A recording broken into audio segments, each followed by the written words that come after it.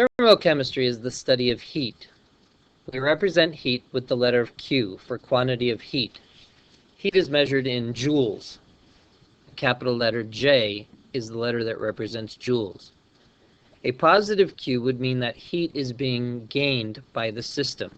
This is an endothermic reaction. A negative Q means heat is being lost by the system. This makes it an exothermic reaction.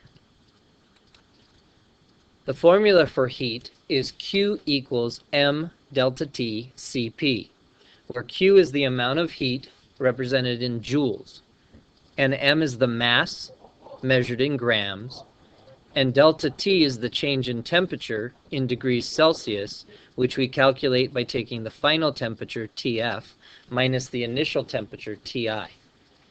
Cp is the specific heat capacity, which is the constant based on the material we are working with, and this is measured in joules per gram degree Celsius. A typical thermochemistry question looks like this. How much heat energy is necessary to increase 20 grams of water from 16.8 degrees Celsius to 39.2 degrees Celsius?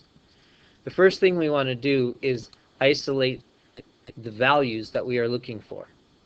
How much heat energy? This is asking for our Q. We will represent that by a question mark next to the Q. Next, we have 20 grams. This measures our mass. So therefore, we are going to isolate 20 grams for our mass.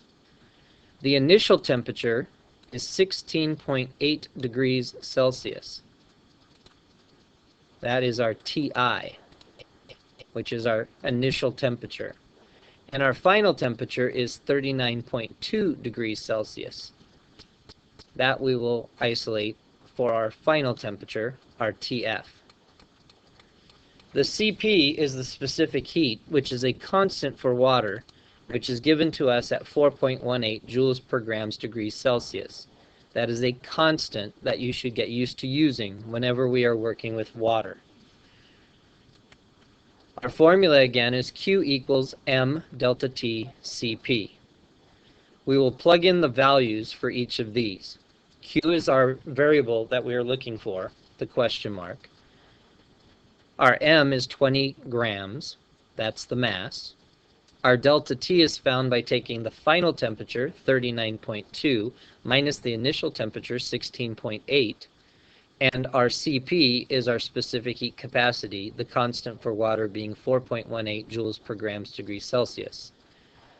We will first isolate the parentheses and solve 39.2 minus 16.8, and we get a change in temperature of 22.4 degrees Celsius.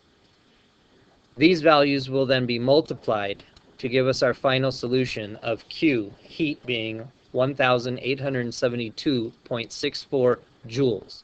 This is a positive value because heat is being gained, the temperature is going up, and therefore this is an endothermic reaction.